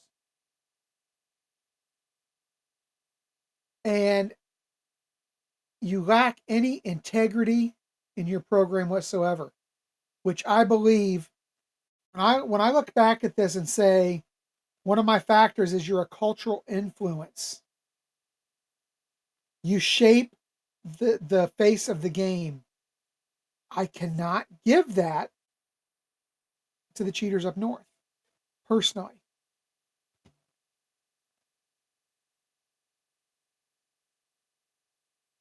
So it looks like we got a lot of no-goes on those.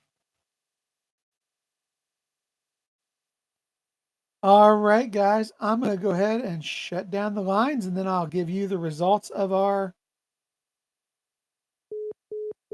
poll here. So, Alabama and Ohio State clear blue bloods. Notre Dame actually had the next most votes. So, our 5 blue bloods so far are Alabama, Ohio State, Notre Dame. We then had Texas. And this is a combination of the online voting and the callers, by the way. Texas came in with 6 votes, as did Clemson with 5.